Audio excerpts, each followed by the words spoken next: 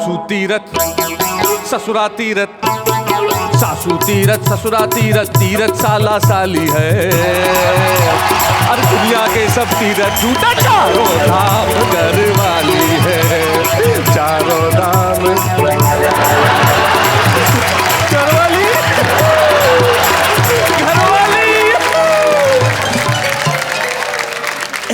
क्या कहूं, ये मुसीबत सिर्फ मेरी नहीं है, हर उस पति मतलब पति की लफ्ज बार नहीं निकल रहे। जैसे ही बीवी का नाम आता है, पत्नी का नाम आता है, गला रूंध जाता है, शब्द मर जाते हैं, आवाज कुंद हो जाती है, आदमी बेचारा आदमी नहीं रहता। मैं भी थोड़ी सी हिम्मत जुटा के कहता हूं कि भाई वो लोग जिनके जीवन में बीवी की प्रॉब्लम नहीं है, उनके लिए हम कहते हैं वाह वाह क्या बात है।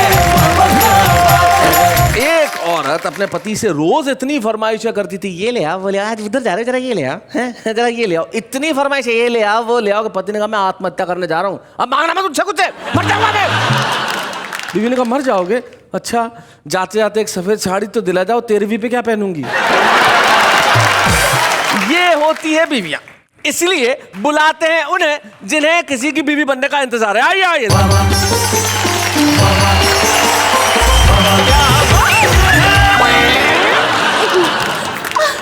जरा हो जाए, ड्रामा हो जाए, पूरा हो जाए।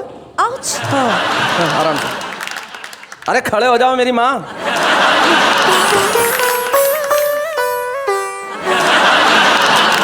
खुद को मीना कुमारी, मुझको रहमान समझ रही है।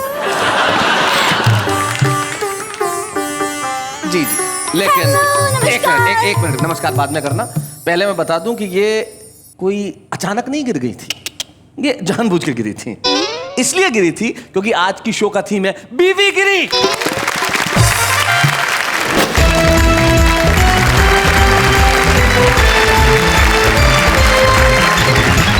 स्वागत है उस कार्यक्रम में जहां खुशियों की बारात है, हंसी ठहाके और मुस्कुराहट से मुलाकात है, इसीलिए वाह वाह क्या बात है। सबसे पहले हम परिचय करते हैं उन तीनों का जो बीवी गिरी से सबसे ज्यादा परेशान है। आप पूछिए क्यों? अगर परेशान नहीं होते तो क्या कवि बनते? आइए हम मिलते हैं उनसे जो सबसे पहले मंच के इस कोने में सफेद वस्त्रों में इस कदर बैठे हुए हैं जैसे चुनाव आते ही लड़ लेंगे। 12 एक जिला है राजस्थान में जहां से ये आते हैं और बहुत खूबसूरत हास्य कविताएं लिखते हैं और बीवी गिरी से कितने परेशान है ये खुद बताएंगे। नाम इनका सुरेंद्र यादवेंद्र। सुरेंद्र यादवेंद्र के पास जो व्यक्ति बैठे हैं उन्होंने तो बीवी की वजह से नाम बदल दिया। नाम इनका मूलतः था टीकम चंद। बीवी ने कहा कि ऐसा नाम मुझे पसंद नहीं है तो इन्होंने नाम बदल दिया। भाई बीवी के कहने से क्या क्या नहीं करना पड़ता, इन्होंने अपना नाम कर दिया अलबेला। तो ये टीकम चंद खत्री से हो गए अलबेला खत्री। भाई क्या बात। और अलबेला के पास जो बैठे हैं उनका तो पूरा जीवन बीवी की सेवा में निकला है और करनी भी चाहिए। भाई कहने का मतलब आदमी बड़ा सेवा भावी है, पूरे मोहल्ले की पूरे शहर की सेवा करते रहते हैं। पदम अलबेला इनका नाम है, हम जोरदार ताली करते हैं पदम अलबेला। तो भाई हमारे साथ सुरेंद्र यादवेंद्र है, अलबेला खत्री और पदम अलबेला, यानी कि तीनों अलबेले कवि अपने अपने अंदाज के और बीवी गिरी की जरूर बात करेंगे। लेकिन तुम ये बताओ नेहा के मेहता कि तुम्हें इन तीनों में से कौन सबसे ज्यादा पसंद आया? ये बुजुर्ग अंकल। आपको बुजुर्ग का है पदम जी? देखो मेरा बुढ़ापा एक्टिव है एकदम। ओहो एक्टिव है। हाँ अभी एनर्जी बिल्कुल नहीं है कम। अरे प्यार मोहब्बत के चक्कर में अब भी रहते हम। हाँ पर लगती लगती बुढ़ापे में थोड़ी सी शर्म। हमारे साथ अलबेला खत्री है, पदम अलबेला और सुरेंद्र यादवेंद्र। तो हम चाहते हैं कि सबसे पहले उस व्यक्ति को बुलाएं जो नेताओं की वेशभूषा में बैठा और नेताओं को बड़ी जल्दी रहती है साहब, इतनी जल्दी रहती है कि वो चुनाव से पहले भी चुनाव लड़ सकते हैं। आइए सुरेंद्र यादवेंद्र, जोरदार तालियों से स्वागत।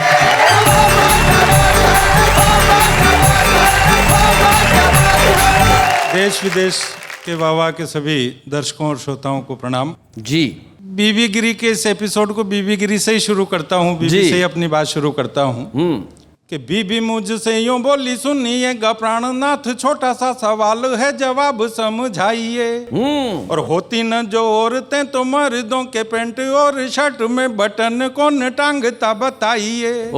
मैंने कहा पत्नी से पगला गई है प्यारी, वरना तू ऐसे ये सवाल नहीं गढ़ती। औरतें न होती यदि तो बताओ मर्दों को कपड़े पहनने की जरूरत क्यों पड़ती।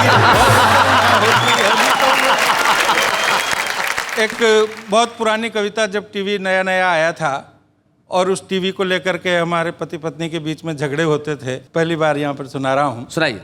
पहली 2 पंक्तियों में मेरी पत्नी का प्रश्न है, बाकी पूरी कविता में उत्तर।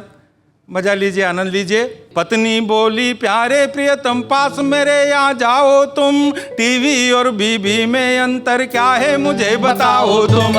ये उसका प्रश्न था जी। अब मेरा उत्तर सुनिए कि टीवी है रंगीन मेरी, पर तू तो ब्लैक एंड वाइट है।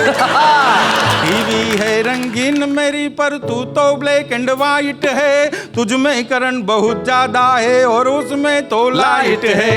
डिस्क प्रॉब्लम के कारण उसमें तो कुछ सर्राहट है। बिना प्रॉब्लम बता जरा, पर तेरे क्यों गुर्राहट है।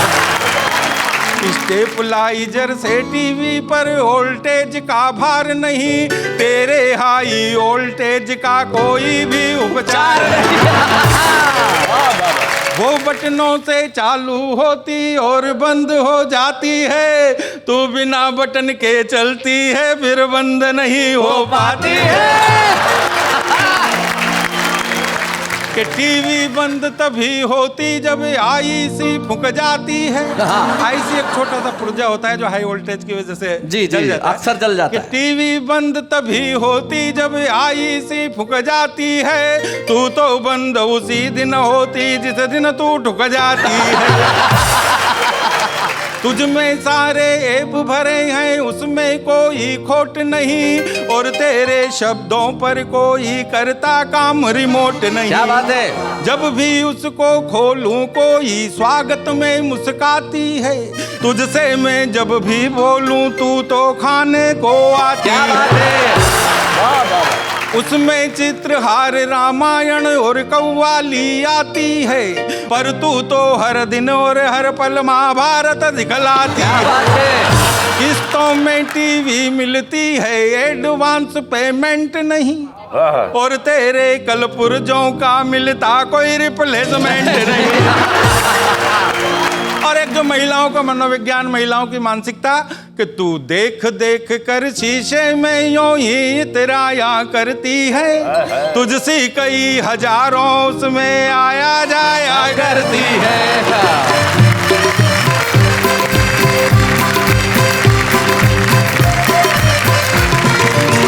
वाह वाह सुरेंद्र यादवेंद्र जी। लेकिन देखिए, जितनी भी देश में महिलाएं हैं, इस बात का बुरा ना माने, ये सुरेंद्र यादवेंद्र के निजी विचार हैं, इनकी निजी पत्नी के बारे में। एक पति और थे, उनके निजी विचार थे। वो एक दिन मुझे मिले, बोले साहब बड़ी तकलीफ में हूँ। मैंने कहा क्यों, क्या तकलीफ क्या हुई? बोले बीवी जो एक ट्रक वाले के साथ चली गई। मैंने कहा इसमें तकलीफ क्या है, बता तो सही। बोले नहीं, अब जैसे ही कोई ट्रक सामने आती है मुझे लगता है वापस छोड़ने आ रहा है। अलग अलग व्यक्ति को अलग अलग किस्म की तकलीफें हो सकती है, लेकिन कुछ व्यक्ति ऐसे होते हैं जो जैसी भी तकलीफ हो उसमें अलबेले रहते हैं। तो मैंने बताया हमारे पास एक ऐसा अलबेला है जो बड़ा कमाल का है। नाम है उनका अलबेला खत्री। तो अलबेला खत्री, जरा आके खोलो कविता की छतरी। आ जाइए अलबेला जी।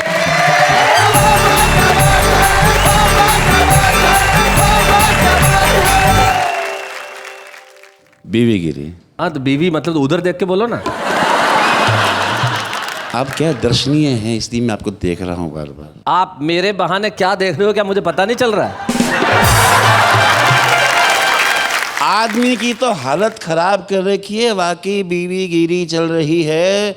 मेरे शहर के 2 लोग बहुत परेशान, दोनों ही मेरे दोस्त बहुत परेशान। पहला बोला यार जिंदगी खराब हो गई। बोले क्या हो गया यार? मेरी पत्नी को इतना बढ़िया बढ़िया खाना बनाना आता है, सब कुछ बनाना आता है, बनाती कुछ नहीं, रोज होटल में लेके जाती है। दूसरा बोला मेरी हालत तो और भी खराब है, मेरी पत्नी को कुछ भी बनाना नहीं आता है पर रोज बनाती है। बहुत अच्छे।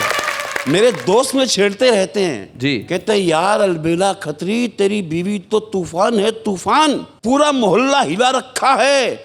मैंने कहा यार बधाई मुझे दो जो उस तूफान में भी दिया जला रखा। आज हमारे बीच शैलेश जी कोई कवित्री नहीं है जी। आमतौर पर कवित्रियां गीत लिखती है, उसका मैसेज ये होता है कि परदेश में पति है जी, पत्नी परेशान हो रही है, सूख के कांटा हो रही है। हाँ हाँ। सोचता हूँ मैं अगर किसी की पत्नी होती अरे भाई, और मेरा साजन परदेश में होता, ऐसी विभत्स कल्पना तो मत करो यार अलबेला। मान लो होती, हाँ, चलो मान लिया होती, तो मैं उसे क्या लिखती? हाय हाय क्या लिखती मैं अलबेली। लिखती नहीं, पहली बात तो लिखने का जमाना गया। हाँ, मैं तो फोन फोन, और हेलो की जगह हेलो। Hello, okay hello. तो मेरा पति परदेश में और मैं कह रही हूँ hi hello, hi hello, hi hello dear husband ji, जा बसे हो तू काहे इंग्लैंड जी। क्या बात है। हाय हेलो डियर हस्बैंड जी, तेरी याद में रात रात भर फिल्मी गाने गाऊं, रात गुजारूं डिस्को में, सुबह को घर पे आऊं। Hi hello dear husband, hi hello dear husband. क्या बात है। बिना तुम्हारे क्या हालत है क्या तुमको बतलाऊं, रोटी तो भाए नहीं पिज्जा से काम चलाऊं। Hello hi hello dear husband, hi hello dear husband. और मेरा अल्टीमेटम, अलबेली का अल्टीमेटम। ये मेरा अल्टीमेटम है, जल्दी आओ नाथ, वरना मैं सेटिंग कर लूंगी शैलेश जी के साथ। Hi hello, hi hello, hi hello dear husband, hi hello dear husband. बीवी की जगह मुझे शौहर बोलना चाहिए था, मैं शौहर नहीं बोला, हस्बैंड बोला। क्यों बताओ, ये पूछिए क्यों। क्योंकि हस्बैंड शब्द जो है वो अंग्रेजी का नहीं है, हिंदी का ही है। बीवी कहे हंस तो हंस, बीवी कहे बंद तो बंद। बीवी गुस्से में सामने आए तो समझना चाहिए कि धरती फटने वाली है, और बीवी मुस्कुराती हुई सामने आए तो समझना चाहिए कि आज जेब कटने वाली है। बहुत अच्छा। समस्या दोनों ही तरफ है, लेकिन समस्याएं और भी हैं। जैसे बाजार के लिए क्रेता जरूरी है, वाह, क्रेता से निपटने को विक्रेता जरूरी है, वैसे ही डेमोक्रेसी की दुकानदारी में दलाली करने के लिए नेता जरूरी है। क्या बात। नागरम में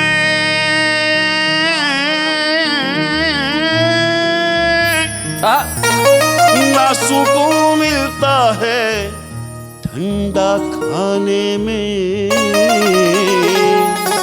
अरे चैन मिलता है तो बस रोकड़ा कमाने। लूट दबा कर लूट रेखा दी, लूट दबा कर लूट, लूट दबा कर लूट रेखा दी, लूट दबा कर लूट। राज अपना है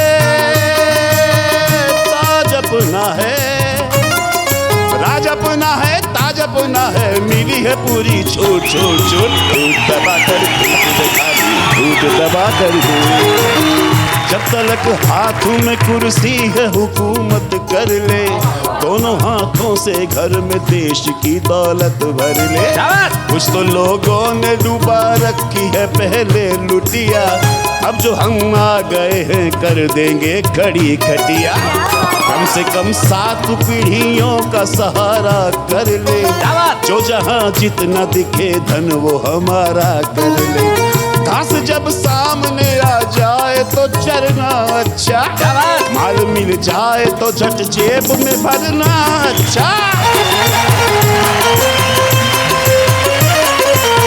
रपट दिखा दे जो थाने में, रपट दिखा दे जो थाने में, कर दे उसे हम शुर शुर शुर। दबा कर लूट दबा कर लूट दबा कर लूट रेखा, लूट दबा कर दो। कुर्सी मिलते ही तबीयत में रवानी आए। क्या बात है, कुर्सी मिलते ही तबीयत में रवानी आए, इस पे बूढ़ा भी जो बैठे तो जवानी आए। देखो पदम जी, पदम जी को बूढ़ा कह रहे हैं, बुढ़ापे की अदाओं को कोई मासूम क्या जाने, यहीं आकर तो मंजिल का पता मालूम होता। हाय हाय हाय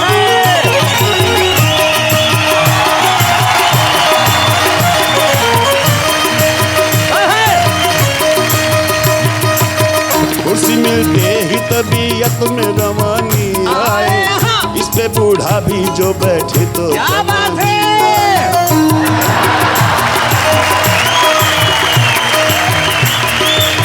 जीते जी पा लिया हम लोगों ने जन्नत का मजा, एक तो दौलत का नशा, उस पे हुकूमत का नशा। 2014 में भी मालिक ऐसा करना, CBI वाले हमें ढूंढे तो छिपा लेना, चुनाव आयोग के डंडे से भी बचा लेना। जनता न रूठे, कुर्सी न छूटे, जनता न रूठे, कुर्सी न छूटे, भांडा जा जाए फूट फूट फूट फूट दबा कर फूट दबा कर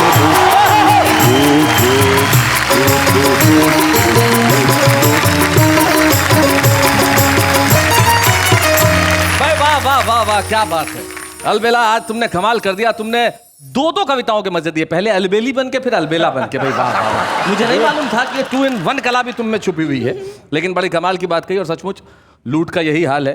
लेकिन साहब हम भी बड़ा अलबेले देश में रहते हैं, चाहे जितना भ्रष्टाचार हो, चाहे जितनी मुसीबतें हो, हम लोग हंसते हैं, मुस्कुराते हैं। और जिंदगी में गम का क्या है साहब, बहुत मिलेंगे, लेकिन पदम अलबेला जैसे बहुत कम मिलेंगे। आइए पदम अलबेला जी, जोरदार तालियों के साथ।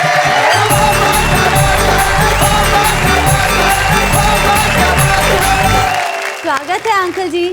अच्छा अंकल जी। हाँ अरे रे, इस उम्र में अंकल कहना अच्छा नहीं लग रहा है। सुनो, क्या समझती हो मुझ में कॉन्फिडेंस नहीं है? हाँ, क्या समझती हो? और वक्त पहचानने का सेंस नहीं है। कॉन्फिडेंस भी है, सेंस भी है, वैलिडिटी भी है। और क्या करूं, इस उम्र में बैलेंस नहीं है।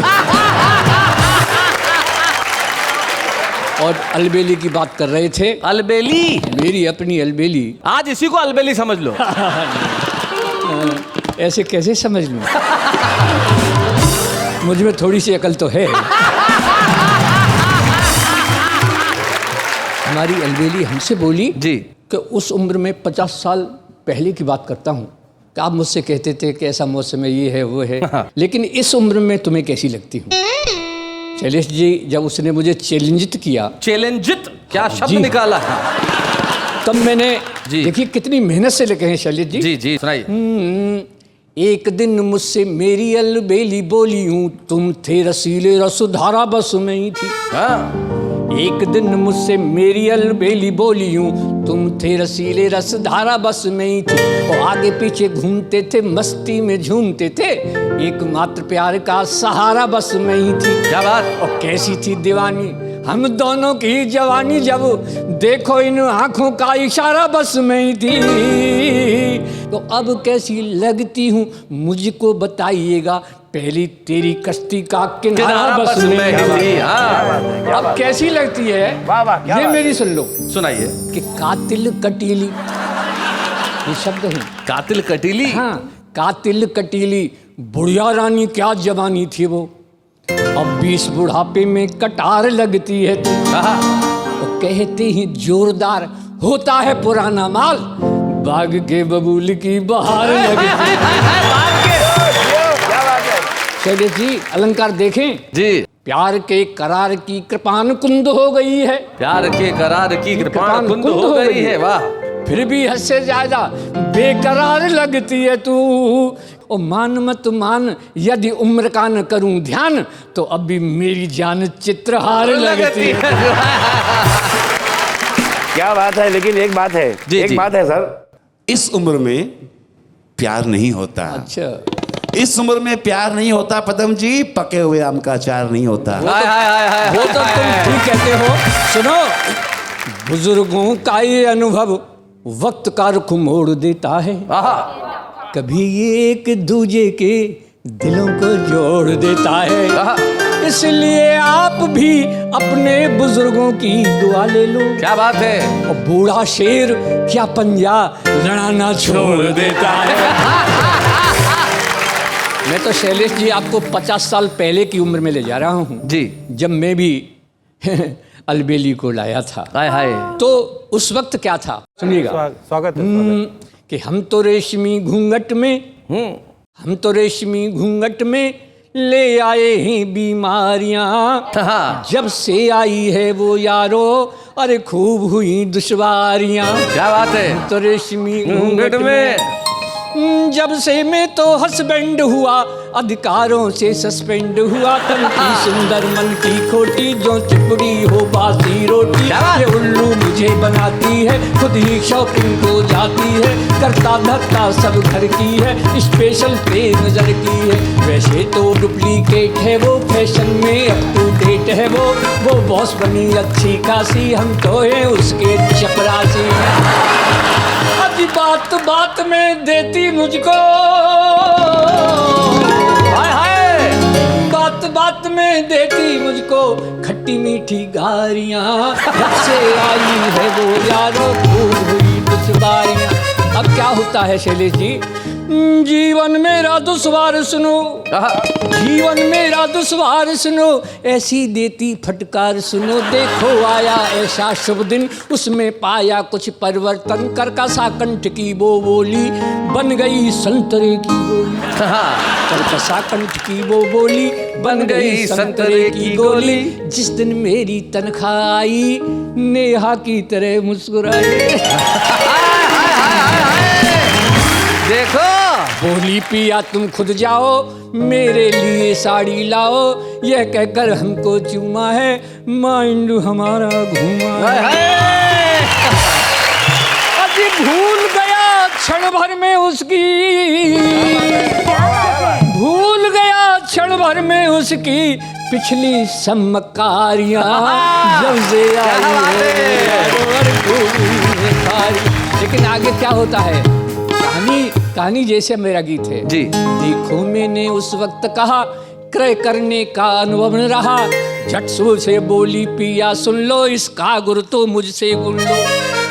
जब दुकानदार जितने मांगे तुम कहना बस उसके आधे। पत्नी की सुनकर ये शिक्षा फौरन किया मैंने रिक्शा। पहुंचा पंजाबी मार्केट जहाँ लिखा हुआ था फिक्स रेट। जब दुकानदार बोलाओ क्या दिखला दूं अब फरमाओ। तो मैं बोला दिखला दो साड़ी जिसमें हो दिखला दो साड़ी जिसमें हो कुछ उल्टी सीधी धारियां। क्या बात है। आई है वो यारो खूब हुई दुश्वारियां। अब शैलेश जी वो दुकानदार कहता है कैसे कह रहा है ये प्रिंट सुनो है जापानी। अच्छा। हाँ इनमें से ही सब ले जाते हैं खानदानी। इनमें से ही तुम ले जाओ 80 रुपए ही दे जाओ। हाँ। हम बोले लाला लेने हैं 40 रुपया देने हैं। आधे लगा ना बीवी ने कहा था आधे लगाए। बोले लाला लेने हैं 40 रुपया देने हैं। पहले तो लाला गुर्राया लेकिन फिर 40 पर आया। 40 लाओ भैया जी हम बोले 20 रुपया जी। 40 लाओ भैया जी हम बोले 20 रुपया जी। लाला में भड़क उठा शोला गुस्सा होकर ऐसे बोला तो चलो मुफ्त में दे दूंगा। मैं बोला फिर तो दो लूंगा। अब निकल रही थी दुकानदार की क्या बात है। आज निकल रही थी दुकानदार की आंखों से चिंगारियां। क्या बात है। जब से आई है वो यारो क्या बात है। वाह वाह।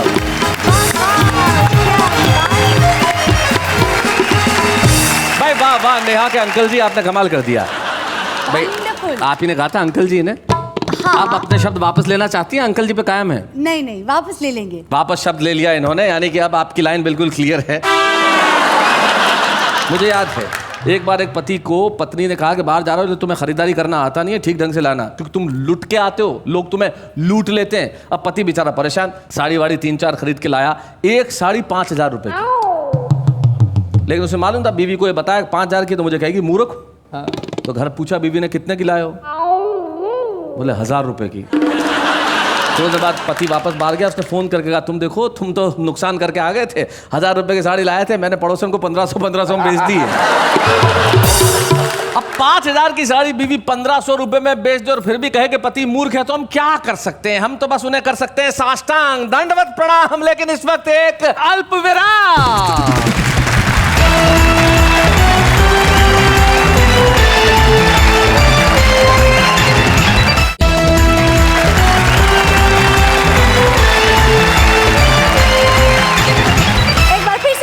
उसी शो में जिसका नाम है वाह वाह क्या बात है। पहली महिला है जिसका मुंह बंद किए जाने के बाद भी मुस्कुरा रही है। भाई क्या बात है, भाई बहुत बढ़िया, बहुत अच्छे। जीवन में सुख पाना कोई बहुत आसान चीज नहीं होती, लेकिन कुछ लोग ऐसे होते हैं जिन्हें ईश्वर अलग किस्म का सुख देता है, जैसे कविता का सुख। ये बहुत कम लोगों को मिलता है कि उन्हें कविता लिखने की प्रेरणा मिले, शौक भी मिले और कविता पढ़ने का अंदाज भी मिले। एक ऐसे ही कवि हमारे बीच में है जो रहते हैं इन दिनों नागपुर में है। जब वो यहाँ आके आज सुनाएंगे अपनी कविताएं तो आप कहेंगे कि भाई कहाँ थे अब तक नीरज व्यास जी? आने में बहुत देर कर दी, लेकिन देर आयद दुरुस्त आयद। नीरज व्यास।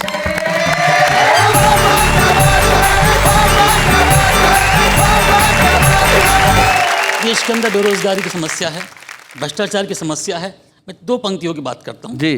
कि एक रोज सुबह 2000 पढ़े लिखे बेरोजगारों ने आत्महत्या कर ली। 2000 पढ़े लिखे बेरोजगारों ने आत्महत्या कर ली। जांच की बात वास्तव में चौंका देने वाली थी। स्वर्ग में क्लर्क की एक पोस्ट खाली थी। क्या बात है, बहुत 2 पंक्तियों की बात करता हूँ कि वे बोले भिखारी और बेकारी में अंतर समझाइए। भिखारी और बेकारी में अंतर समझाइए। हमने कहा हाथ फैलाइए, कुछ मिल जाए तो भिखारी, नहीं तो बेकारी। क्या बात है, बहुत बढ़िया, बहुत अच्छे। एक रचना और देना चाहता हूँ। वाह। जादू के तमाशे आपने बहुत देखे होंगे सब। एक कवि एक जादू का तमाशा दिखा रहा है आपको कि जादूगर ने पहले कुछ पत्थर के टुकड़े खाए और फिर लोहे की लंबी सी तलवार को निगल गया, आंखों पर पट्टी बांधकर शहर का चक्कर लगाया। एक लड़की को 2 टुकड़ों में काट कर दिखाया और बोला है कोई माई का लाल जो मेरे जैसा चमत्कार कर दिखाए। तभी एक नेता उठा और बोला जादूगर क्या तुम देश को खाकर दिखा सकते हो? क्या बात है भाई, वाह वाह वाह, बहुत बढ़िया, बहुत अच्छा। क्या तुम देश को खाकर दिखा सकते हो? हम सरकार की 50 एकड़ जमीन खा गए, तुम लोहे की तलवार निगलने की बात करते हो। वाह वाह। हम तो रक्षा विभाग की तोप और शहीदों के ताबूत तक चबा गए। क्या बात है भाई, वाह वाह, बहुत बढ़िया। अरे आंखों पर पट्टी बांधकर शहर का चक्कर लगाया। अरे हमने पूरे हिंदुस्तान की आंख पर पट्टी बांधी। क्या बात है। हमने पूरे हिंदुस्तान की आंख पर पट्टी बांधी, जहां तहां नचा रहे हैं। अरे जादूगर आप किसे उल्लू बना रहे हैं? वाह वाह। जादूगर तुम्हारी हमारी जात एक है, फर्क सिर्फ इतना है कि तुम जादूगर सरकार हो और हम सरकार के जादूगर हैं। क्या बात है भाई, वाह वाह वाह वाह। अरे हम तो ऐसे ऐसे चमत्कार कर दिखाते हैं, हम तो ऐसे ऐसे चमत्कार कर दिखाते हैं कि अच्छे अच्छे जादूगर हमारे आगे घुटने टेक जाते हैं। क्या बात है। तुमने कागज के गिलास से एक बाल्टी पानी निकाला। आपने देखा होगा वाटर ऑफ इंडिया कि तुमने कागज के गिलास से एक बाल्टी पानी निकाला। अरे हमने तो कई कुएं कागज पर ही खोद डाले। हाय हाय हाय हाय, क्या बात है। सूखा पीड़ जनता की शान से जी रही है और पूरा मंत्रिमंडल गवाह है कि भूखी प्यासी जनता उन्हीं कागज के कुओं का पानी पी रही है। बहुत अच्छे, बहुत बढ़िया। उन्हीं कागज के कुओं का पानी पी रही है। यह सुनते ही जादूगर को जोश आया, बोला हम बंगाल का काला जादू जानता है। क्या बात। इसी मंच पर भूत पिशाच और शैतानों को लाकर दिखा सकता है। नेताजी तुम लाकर दिखाओ। नेताजी बोले आज विधानसभा बंद है, कल आओ। हाय हाय हाय हाय, क्या बात है। यह सुनते ही जादूगर नेताजी के पैरों पर गिर पड़ा। बोले नेताजी क्यों ना हम साथ मिल जाएं, देश को एक जादू की नगरी बनाएं। जादू के प्रताप से भूखे पेट भरे नजर आएंगे और सूखे खेत हरे नजर आएंगे। हाय हाय हाय हाय, क्या बात है। हम इस देश की भूखी प्यासी जनता को जादू के आवरण से ढक देंगे। हाँ, उनकी एक उंगली जरूर छोड़ देंगे, उनकी एक उंगली जरूर छोड़ देंगे, क्योंकि प्रजातंत्र में उंगली बहुत काम आती है। वोट देने आदमी नहीं जाता, वोट देने आदमी नहीं जाता, उंगली जाती है। वाह, उंगली जाती क्या बात है, वाह वाह वाह वाह। आपने हिंदुस्तान के हाल को बड़े बेहतर अंदाज में यहाँ पेश किया नीरज व्यास जी, और निश्चित तौर पे आपने अपना कर्तव्य निभाया, हम अपना फर्ज निभाएंगे। आपने यहाँ कविता सुनाई, हम छुपे रुस्तम के तौर पे आपको देंगे एक स्मृति चिन्ह, जिसे लेके आप नागपुर में जाएंगे और कहेंगे वाह वाह क्या बात है। बूढ़े हैं, नर है या नारी है, हंसी देने वालों के सब ही आभारी है, कविता सुनाने वाले अब सबके साथ है। नीरज, जिसे हम कमल कहते हैं, पंकज कहते हैं, जलज कहते हैं, नीरज को खिलने के लिए साफ पानी की जरूरत नहीं होती। नीरज खिलने का वहां काम करता है जहां कीचड़ होता है, और सचमुच देश के भ्रष्टाचारी रूपी कीचड़ में कविता रूपी नीरज व्यास खिल के यहाँ आए हैं, और इन्होंने कविता की कमल खिलाने का किया है काम। और हम लेते हैं एक अल्प विराम।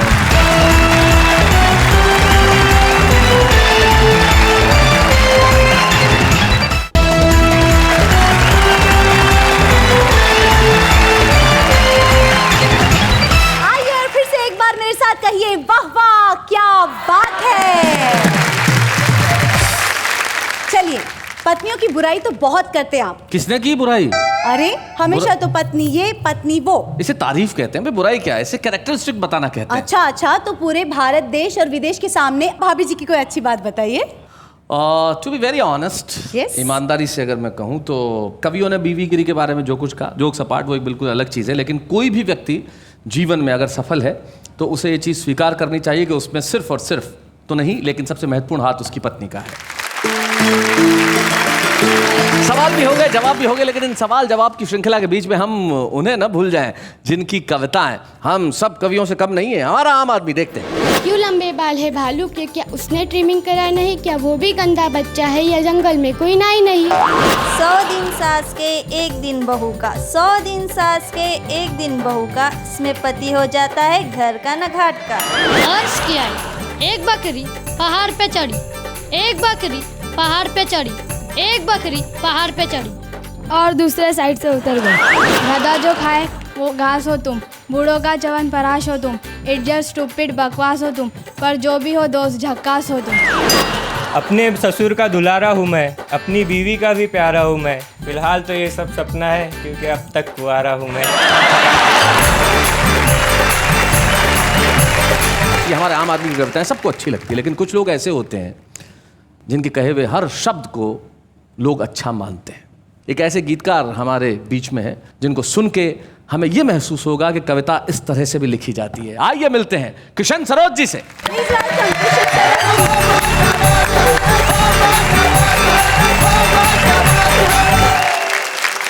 एक गीत मैं सुनाना चाहता हूँ जी, और मैं नए गीतकार को ये कहना भी चाहता हूँ कि आपके भीतर कहीं एक गीतकार है और गीत लिखना चाहता है, तो आज सुनिए किशन सरोज जी को, और फिर अपने आप को ये शिक्षा दीजिए कि गीत इस तरह से लिखे जाने चाहिए। सुनिए। नागफनी आंचल में बांध सको तो आना। क्या बात है, नागफनी आंचल में बांध सको तो आना। आंचल में बांध सको तो आना, धागों बिंधे गुलाब हमारे पास नहीं है। क्या बात है, हमारे पास नहीं, हम तो ठहरे निपट भाओगे। क्या बात है, आधे सोए आधे जागे, थोड़े सुख के लिए उम्र भर गाते फिरे भीड़ के आगे। क्या बात है, वाह वाह वाह वाह। थोड़े सुख के लिए उम्र भर गाते फिरे भीड़ के आगे। कहाँ कहाँ हम कितनी बार हुए अपमानित, इसका सही हिसाब हमारे पास नहीं है। क्या बात है, वाह वाह वाह, क्या बात है।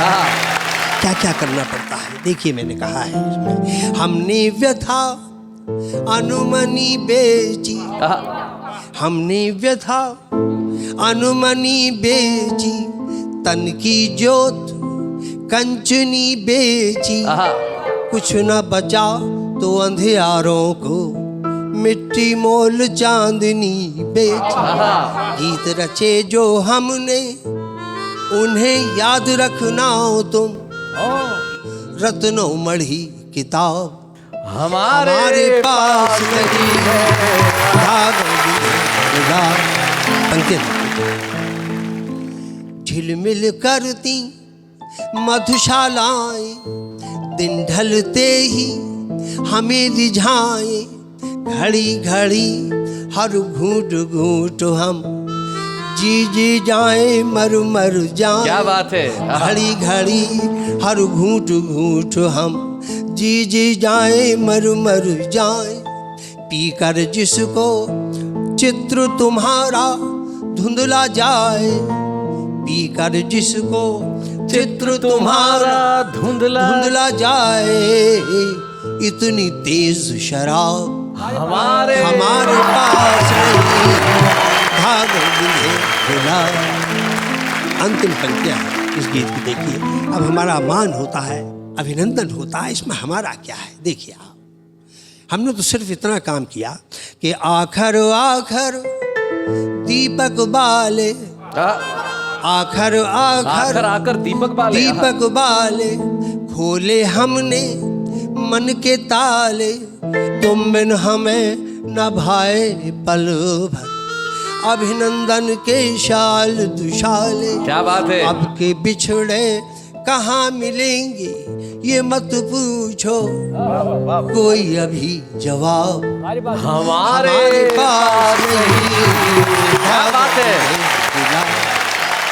क्या बात है किशन जी। आपका भीतर का गीतकार ये कहता है वाह कि धागों बंधे गुलाब हमारे पास नहीं है, अब के बिछड़े कहाँ मिलेंगे इसका कोई जवाब हमारे पास नहीं है। लेकिन आपके पास जो है वो हम में से किसी के पास नहीं। क्या बात है।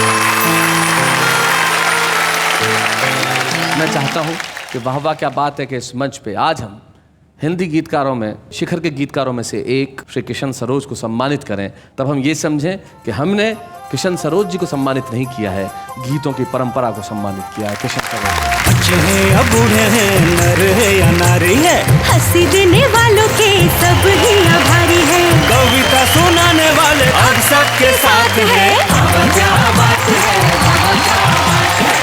जब हम यहाँ किसी को सम्मानित करते हैं तो हम चाहते हैं कि उनके परिवार का एक सदस्य यहाँ उपस्थित हो। और आज बड़ी खुशी की बात है किशन सरोज जी के पुत्र अजिताभ यहाँ पे हम चाहते हैं वो इस मंच तक आए।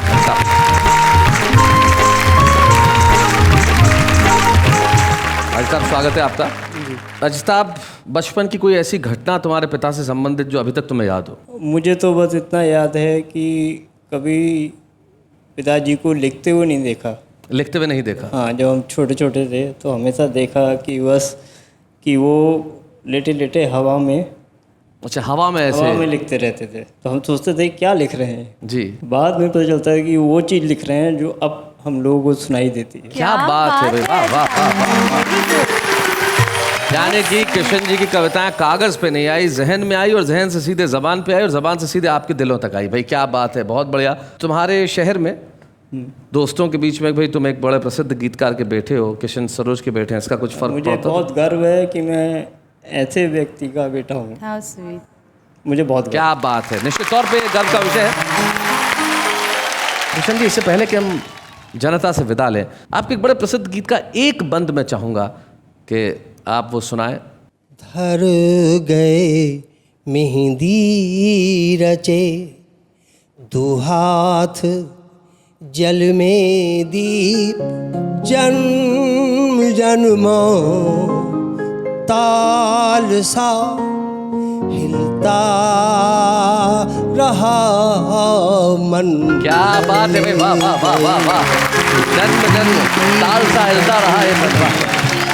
तुम गए क्या जग हुआ अंधा कुआं, रेल छूटी रह गया केवल धुआं, रह गया केवल धुआं। गुनगुनाते हम भरी आँखों फिरे सब रात, हाथ के रुमाल सा हिलता रहा मन।